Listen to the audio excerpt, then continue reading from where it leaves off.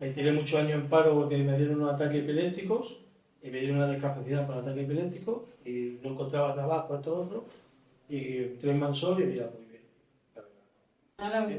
Él me ha dicho, la pista me lo ha dicho de poner en expansión que fa característic com centre especial de treball és que els seus treballadors han de tenir una discapacitat reconeguda de més del 33%.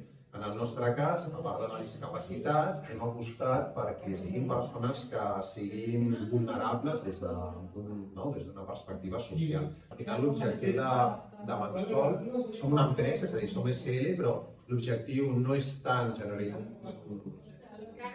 retorn econòmic, sinó generar llocs de treball i oportunitats per treballadors. És molt maco veure com persones amb uns perfils que venen de situacions d'addiccions, de consums, que han apostat per fer una rehabilitació, per buscar un nou camí. És molt maco veure com que a Mansol van aprenent, es van consolidant i anem fent totes aquestes feines que al final és molt tangible, treballar i rehabilitar.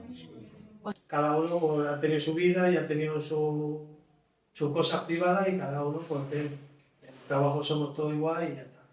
Estem encantats de treballar per un client que és de l'àmbit social, de l'economia social, perquè nosaltres, els nostres treballadors, són de l'àmbit social.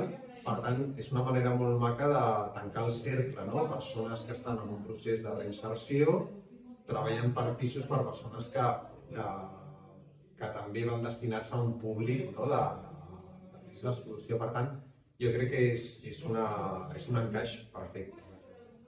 Claro, cuando llegas aquí y ves que ayudas a la gente, ayudas esto, haces pisos para ellos y todo eso, pues te encuentras bien.